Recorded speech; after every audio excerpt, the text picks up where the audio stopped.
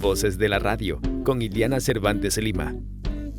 Doctor Gustavo Vega, muchas gracias por aceptar esta entrevista. Nosotros sabemos de que usted es una persona muy apegada al arte, a la cultura y sobre todo a la música, porque usted también tuvo estudios de música. Doctor, ¿podría contarnos cómo se dio este acercamiento con el prestigioso cantautor Paquito Godoy?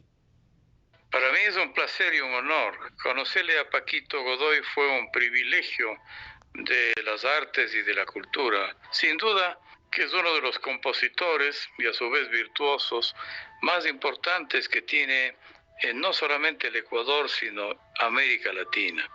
Su capacidad de creatividad es extraordinaria y además el talento para ejecutar varios instrumentos musicales hacen de Paco Godoy un referente indispensable en la historia de la música ecuatoriana y latinoamericana. En efecto, cuando fui presidente del Consejo Nacional de Educación Superior, auspiciamos una edición especial de una revista de la institución dedicada enteramente a la trayectoria de Paco Godoy. Estoy muy grato que con el andar de los años, eso ya pues hace 15 años atrás que lo hicimos, pues mucha agua ha pasado bajo el puente y este momento, después de esa publicación nuestra, los éxitos, realizaciones y la capacidad de comunicar arte de Paco Godoy sigue adelante, de tal suerte que nos es muy grato desearle a él que no ceje en su creatividad, que nos hace realmente el privilegio de concedernos alegría, como debe ser necesario en un país que tiene tribulaciones, que la música nos guíe por senderos del espíritu. Doctor, ¿por qué se dio o se resaltó la trayectoria de Paquito Godoy, tomando en cuenta que él desde niño, ¿no? Desde niño empezó en este hermoso trajinar de la música? Nuestro director de Cultura del entonces Consejo Nacional de Educación Superior, el licenciado Zapata, fue quien estableció el nexo para que podamos hacer la publicación. Conjuntamente con la comunicadora, la doctora Fanny Grijalva, fueron quienes curaron la producción bibliográfica en honor de Paco Godoy. Sin duda, desde Riobamba hasta Quito, arriero de la música en todo el país, pues le conocemos a Paco desde temprana edad. Así han sido los grandes músicos. El caso particular de Mozart es el más emblemático, que ya era capaz de producir obras a los 3 años y daba conciertos ante los reyes, monarcas, gobernantes, artistas desde los 5 años de edad. Los grandes músicos han sido así, privilegiados desde la infancia. Casi es una labor genética porque se hereda la afición, el talento de los padres y los abuelos. La generación de los Bach, por ejemplo, tienen varias oportunidades familiares de recrear la música a través de no solamente Bach, sino de los hijos de Bach, que fueron de una productividad inmensa. Ese es el caso particular de los músicos también ecuatorianos, que su arte lo llevan en la sangre, cosechan los talentos de los padres y abuelos, y ese es precisamente el caso de Paco Godoy. Doctor, todos a usted le conocemos como un académico que ha dirigido varias universidades de acá del país, siempre se lo ha visto involucrado, se le puede decir, en la cátedra, ¿no? Pero sin embargo, usted es apegado también a la música, usted ha realizado estudios sobre música. En efecto, tengo una maestría en música por la Universidad de McGill en Montreal, Canadá, una de las universidades que tiene una escuela de música emblemática, la Academia Santa Cecilia, de paso patrona de la música, como es su emblema histórico.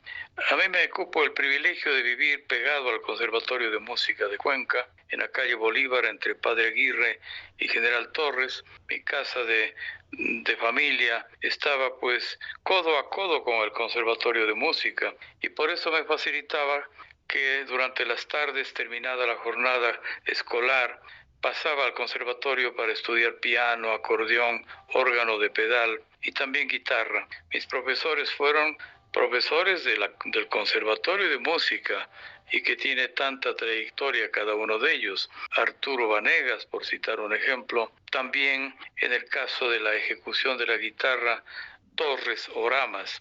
Allí se desarrollaba una suerte de cantera, un semillero para la música, y eso ventajosamente contagió mi espíritu desde temprano.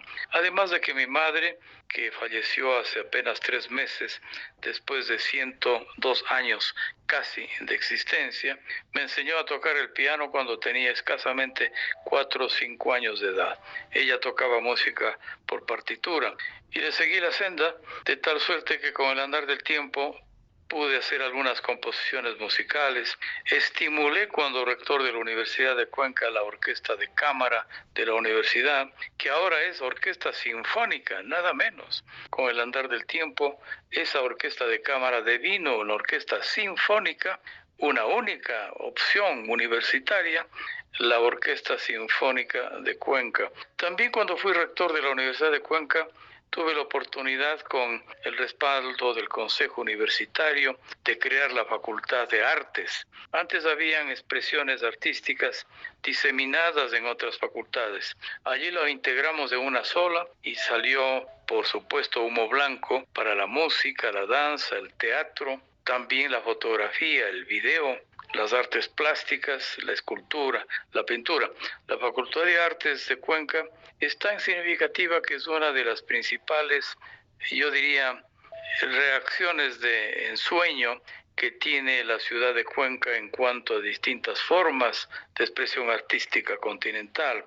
Por ejemplo, la Bienal Internacional de Pintura de Cuenca en buena parte se debe a la fibra, a la médula, al numen que tienen los artistas de Cuenca, en buena parte formados en la Facultad de Artes, y antes la Facultad de Artes y Oficios Remigio Crespo Toral de la Universidad de Cuenca. Creo finalmente que el arte, la cultura sin la música es huérfana. Creo, como Beethoven, que la revelación más grande para el espíritu humano, más aún más grande que la filosofía o las ciencias, es la música, al decir del sordo de Bonn, el sordo brillante, que además su Oda a la Alegría, en base de la partitura original de Schiller, la Oda a la Alegría, el último movimiento de la Sinfonía Novena, la coral, se convirtió con el tiempo en el himno de la Unión Europea. Y su estreno, antes de que se decrete lo propio, lo hizo frente a la caída del muro de Berlín, nada menos que Leonard Bernstein, ese extraordinario director de orquesta nacido en Massachusetts y director de la Orquesta Filarmónica de Nueva York, creador de obras maravillosas como por ejemplo West Side Story, que se tradujo al español en versión de cine como Amor sin barreras, una lucha entre bandas de puertorriqueños y neoyorquinos en el lado oeste de la ciudad de Nueva York, en el lado más perverso del lumpen de tiempos de la segunda parte del siglo XX. Leonard Bernstein, que por otro lado, dado el conflicto armado que nos duele en el alma entre Ucrania respecto de Rusia, Leonard Bernstein es nieto, sus abuelos, nieto por tanto de judíos ucranianos migrados a Estados Unidos. Yo diría por tanto que sin la música esta vida no vale la pena vivir. Es un don tan preciado que el paladar del espíritu lo cosecha a raudales. ¿Cómo pudo combinar la academia con la música? ¿Cómo usted, por ejemplo, usted es una de las personas muy respetadas específicamente en el ámbito universitario, pero sin embargo esta parte de la música como que no se conocía mucho a pesar de el aporte que usted ha dado? También usted nos cuenta sobre todo en la Universidad de Cuenca y en la ciudad de Cuenca también. En efecto, ahora soy rector de la Universidad Internacional del Ecuador, cuya matriz está en Quito, y tenemos extensiones, sedes en Loja, Guayaquil y un centro científico en Galápagos. También en la UID hemos dado tanto espíritu, tanto impulso para que las artes se realicen. Y yo creo que no hay que cejarlo porque la universidad, la educación en general, sin cultura, es un coloso con pies de barro.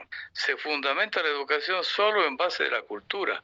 que es ese intangible que tenemos todos adentro y que es necesario desarrollarlo, explotarlo. Yo pienso que sin duda en el caso del Ecuador hay figuras impresionantes en la historia de la música. Cuando fui embajador del Ecuador en México, hicimos grata amistad con la familia de Enrique Espín Yepes. Cuando yo fui embajador del 2000 al 2003 en México, ya había fallecido Enrique Espín Yepes, autor de los viejos pasillos de dos tiempos. El pasillo ecuatoriano se hereda de Colombia, que es un pasillo rápido para bailar, para alegrarse. Cuando se transporta el pasillo al Ecuador, en la primera etapa se constituye el pasillo en dos tiempos. El uno lento, pues el uno para meditar, para reflexionar, para llorar. Y el otro momento, el otro tiempo, en raudo, en presto, en agilísimo, un pasillo rápido para bailar, danzar, alegrarse, reír. Pues Espín Yepes es de aquellos compositores ecuatorianos que tuvo tanto éxito en México, profesor del Conservatorio de Música en México, en la ciudad enorme de México, en la colonia Polanco está el conservatorio, en el mismo lugar en donde está la sede oficial y permanente de la Embajada de Ecuador en México, en Polanco.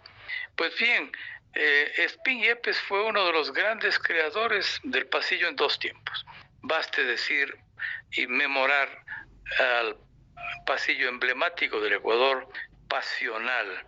Y claro, con él muchos de gente musical ligada a la academia, como Álvaro Manzano, que acaba de fallecer, Premio Espejo, ambateño extraordinario. En la Sierra Centro se han formado también estelares de las artes, tal es el caso de Paco Godoy desde Riobamba y Álvaro Manzano, director de la Orquesta Sinfónica de Quito y gran creador. Después de haber vivido largos años en Rusia, cosechó de la influencia de los músicos rusos de última generación, sobre todo Borodín, Sostakovich, Rimsky-Korsakov. Así tenemos ejemplos de músicos emblemáticos en el Ecuador y compositores extraordinarios. Yo quiero reivindicar mi ancestro cuencano al recordarle al mayor creador de la música ecuatoriana, pues tiene miles de composiciones. Me estoy refiriendo a Paredes Herrera. Paredes Herrera, compositor inmenso, nació en Cuenca, aunque luego se trasladó a Guayaquil y ahí murió. Francisco Paredes Herrera. Pues conjuntamente con la letra de Medardo Ángel Silva, un himno, verdaderamente un himno existencial del Ecuador, es Su alma en los labios, por ejemplo, ¿no? Así es que tenemos compositores de mucha versatilidad, inteligencia y dimensión internacional. Muchos han migrado, porque esta es una tierra madrastra que no siempre trata bien a sus hijos. Por ejemplo, Juan Campoverde vive en Estados Unidos. Por ejemplo, Mayhuashka vive en Alemania. Por ejemplo, el caso particular de músicos que han tenido que emigrar porque esta tierra no les cobija con suficiente aplomo y calidad, como el mejor pianista de la historia clásica del Ecuador, me refiero a Boris Cepeda. Con su esposa ejecutaron a dos pianos una composición inédita en la Casa de la Música en Quito hace poco tiempo, 4 manos, 2 pianos, cuyos luthiers son también cuencanos, la familia Verdugo, los únicos que han producido la artesanía creativa de pianos de cola. Boris Cepeda y su esposa hicieron una maravillosa presentación hace un tiempo de obras inéditas de Franz Liszt en versión de piano, de obras acogidas por este compositor húngaro maravilloso a partir de la creatividad de Beethoven. De tal suerte que también en Cuenca existen luthiers, artesanos, constructores de pianos. Los de Ullawari, cuyo ancestro está en San Bartolomé, en el cantón Sixig de la Suay, son creadores maravillosos de instrumentos de cuerda. Me refiero a guitarras, violines, violonchelos, violas. Pues sí, creemos que cada rincón del país tiene sabiduría musical y posiblemente la capital musical actual del Ecuador es Loja, con compositores maravillosos como por ejemplo Salvador Bustamante Celi, de quien hemos heredado los famosos villancicos que los niños y los viejos cantan en tiempos de Navidad, y también Cueva Celi. Y toda Loja es música andante, sobre todo cuando en el mes de noviembre, diciembre festejan el Festival de las Artes. Loja es una potencia cultural y particularmente musical. Doctor Gustavo Vega, ¿por qué es necesario que todas las personas, incluidos los jóvenes, los adolescentes, los niños, regresen la mirada a esos compositores, a esos intérpretes ecuatorianos que, como usted mismo dijo en esta entrevista, muchos de ellos les ha tocado emigrar porque quizá aquí no encontraron el apoyo que necesitaban? Si quieren que cante y baile, denme un trago primero, dice la copla popular. Y también Guaranda es especialmente rica en la producción de coplas aplicables al carnaval, el carnaval más emblemático y a la luz de la antropología más bello que tiene el Ecuador, en donde la música y la literatura se unen para crear un género musical combinado que se da solo en Guaranda y en general en la provincia de Bolívar. Por tanto, yo creo que es necesario para que los niños jóvenes se formen con personalidad, yo diría múltiple, con personalidad transversal. La esencialidad de las artes les da la capacidad de sentir amor por la vida. No podemos ser solamente mecánicos de cada disciplina, no podemos ser unos expertos en derecho, en medicina, en arquitectura, muy técnicos a lo mejor y altamente desarrollados en innovación en cada rama de las ciencias, pues no le acompasamos el papel que juegan las artes. Por eso quizás Pitágoras no era solamente un matemático, no solamente fue un filósofo, era un músico. Para él la música era una matemática inconsciente, bien pensado a partir del ritmo, ¿no? El ritmo es una matemática inconsciente en la definición. Entonces, usted tal vez se siente realizado tomando en cuenta de que en la academia usted es una persona sumamente reconocida, pero en cambio en el arte y la cultura usted siempre ha dado ese empuje, ese apoyo. Sí, creo que en efecto uno tiene más bien la sensación de una sinfonía inconclusa en la personalidad interna de cada uno de nosotros. Algo está faltando, algo hay que completar. Tenemos realizaciones, pero más son las frustraciones. Hay que trabajar mucho más en el país en favor de la cultura. Esas frustraciones se curan despertándose del sueño y trabajando intensamente. Picasso solía decir que la inspiración sí existe, pero que te sorprenda trabajando. Es una frase admonitiva porque realmente mucho más tenemos que hacer de lo poco que hemos creado y que hay gente de tanta luminosidad en la historia de la música del Ecuador. De lo poco que hemos aportado y hemos respaldado a la música, se necesita en convertir a la música en política de Estado nacional. Y por tanto, esa es una labor que implica una deuda. Tenemos una deuda con el futuro del Ecuador en esta materia y hay que seguir trabajando. Mire usted que una brillante contribución de migrantes alemanes a Quito produjo la donación de la Casa de la Música para la ciudad.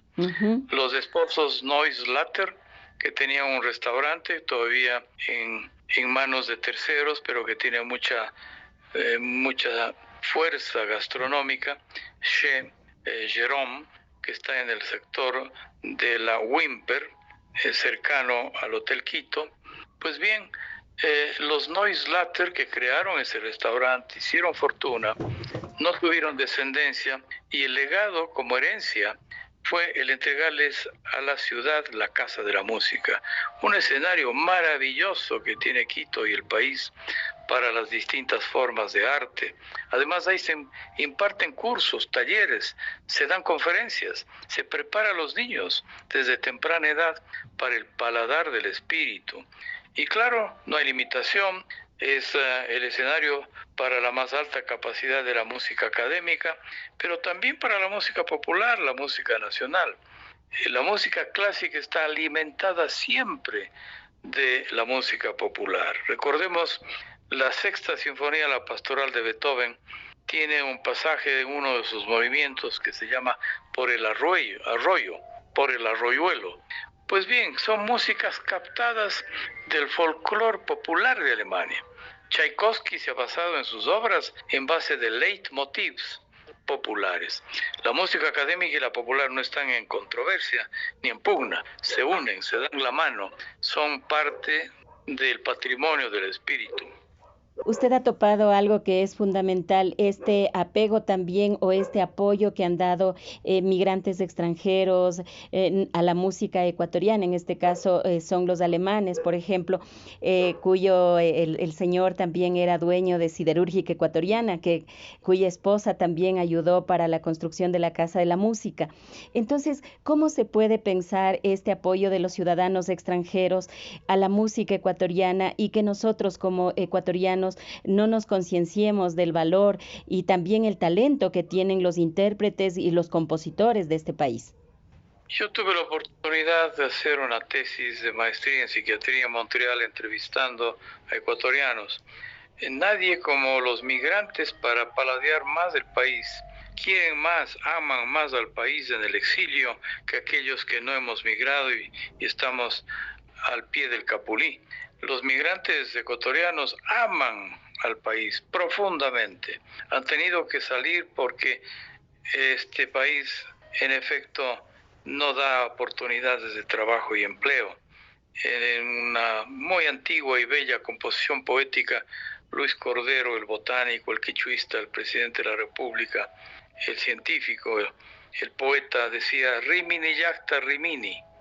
Pues voy a vivir, patria mía, en un lugar distante y lejano, porque esta, en vez de ser mi madre, es mi madrastra.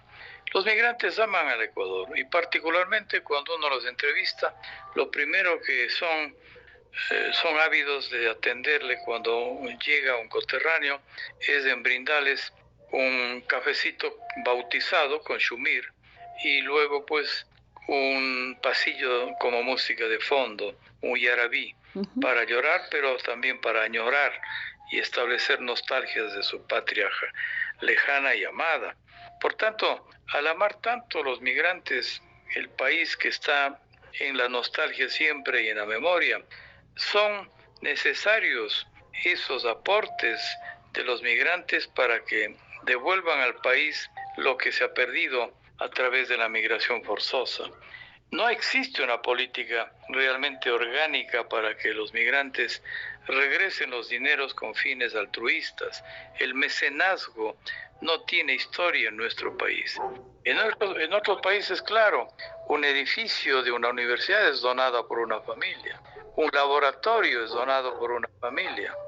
La investigación de la diabetes, de la obesidad, del SIDA, del cáncer, están auspiciados por grupos empresariales o familiares. En nuestro país no hay la cultura del mecenazgo y sería muy importante, a través de muchos mecanismos, incluido la Secretaría del Migrante, que tanto bombo se da en más bien intereses politizados que reales, que fomenten una cultura de retorno de los dineros de los migrantes, no solo para sus propias familias, que bien merecen y requieren, sino para formar una suerte de alcancía, una especie de reserva patrimonial para fines de la cultura.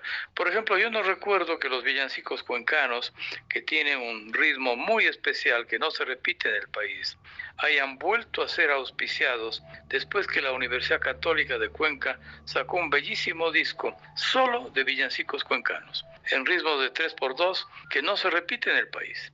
Por tanto, mecenazgos de dentro y fuera siempre son necesarios para el arte, la cultura y en particular para la música. Cuéntenos sobre los villancicos cuencanos, mucho se ha hablado de eso, pero ¿por qué no se ha difundido en el resto del país? En Cuenca se los valora mucho. Sí, tenemos una vocación doméstica, hay miopía, no tenemos la capacidad de mirar lejos Y yo diría que precisamente por esas personalidades cerradas y herméticas de cada región del país, nos deleitamos con la productividad que tienen sus hijos, pero no los exportamos. En el caso particular de Cuenca, el villancico cuencano no se repite, no tiene el mismo esquema que aquellos que fueron creados en letra y música por Salvador Bustamante Celi en Loja. Son distintos. Y además, pues es muy interesante en dos acontecimientos enormes que tiene la ciudad de Cuenca recrearles. El uno, el pase del niño el 24 de diciembre, que mueve multitudes inéditas en la ciudad, porque además vienen de todas las parroquias rurales con sus mayorales, con sus decoraciones, sus vestimentas, sus bandas de pueblo, a inundar la ciudad. Es una toma de la ciudad por parte de los sectores urbanos marginales y rurales. Yo diría que no se concentran menos de 150.000 personas cada 24 de diciembre con el pase del niño. Doña Rosa Pulla fue su principal mantenedora. Claro, en los últimos 2 años ha habido restricciones por la pandemia. Y el otro pase del niño de inusuales características culturales es la que lleva a cabo doña Lulú Torres Ochoa. Cada segundo sábado del mes de enero organiza ella un pase del niño privado, pero con centenares de vistosos caballos, cabalgaduras, vestimentas, música, danza, bandas de pueblo.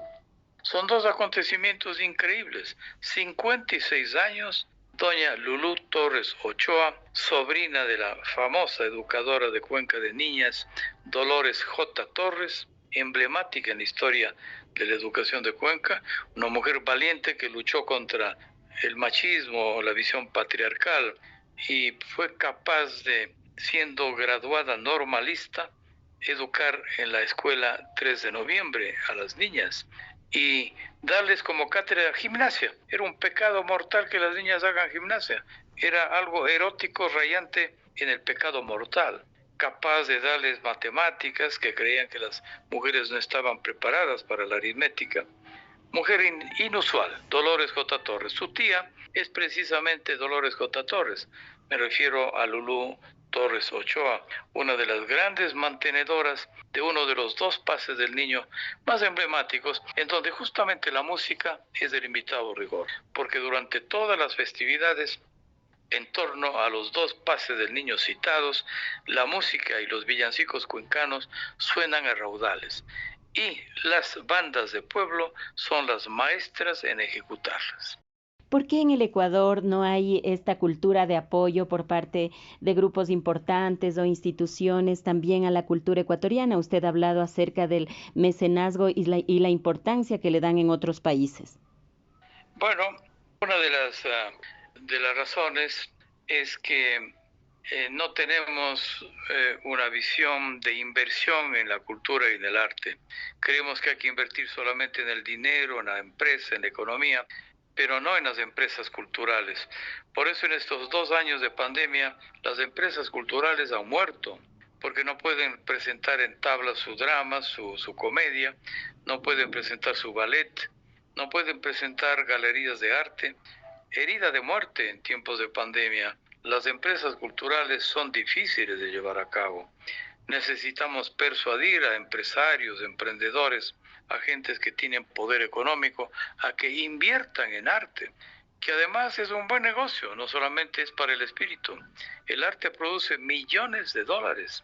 Hace poquitas semanas se subastó una obra clásica de Frida Kahlo, aquella que se pintó en la frente con una estampa, voy a decir un collage, de Diego Rivera, su marido incómodo. Esa obra fue subastada por un coleccionista argentino una cantidad impresionante, la más alta que se ha dado en cuanto a costo en los últimos años. Es un buen negocio invertir en arte.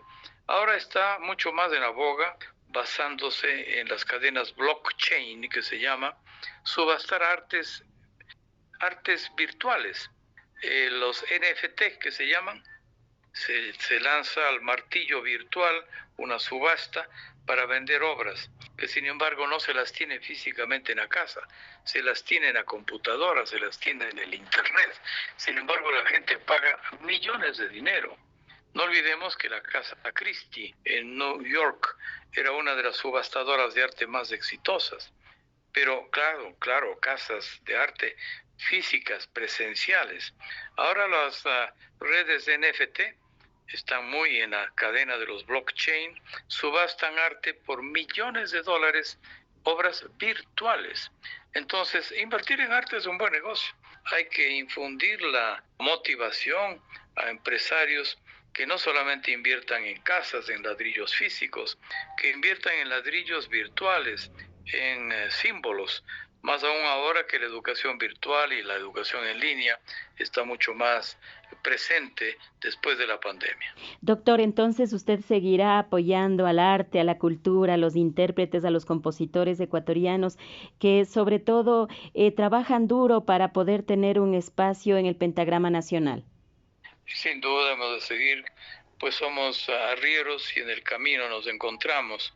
Seguimos siendo bohemios en el sentido original de la palabra. Amamos el arte y creemos que es parte esencial de la espiritualidad. Yo diría que en más o en menos podríamos ser simplemente acompañantes de procesos culturales. Para nada la prepotencia, la vanidad, la petulancia de sentirnos que somos ejes, que somos pivotes, bisagras. Somos simplemente acompañantes de un proceso cultural, no solamente en cuanto a la música, en todas las manifestaciones de la cultura, pero yo diría, en el caso de la música, con más corazón, porque la sentimos muchas personas más ligadas a nuestra propia esencia de ser seres humanos, de tal suerte que somos arrieros y en el camino nos encontramos. Doctor Gustavo Vega, queremos agradecerle por esta entrevista también para Voces de la Radio. Encantado, un placer, felicidades. Muchas gracias. En este día hemos dialogado con el doctor Gustavo Vega. Él fue rector de la Universidad de Cuenca y actualmente es rector de la Universidad Internacional. Amigos oyentes y televidentes, estaremos en un nuevo espacio aquí en Voces de la Radio.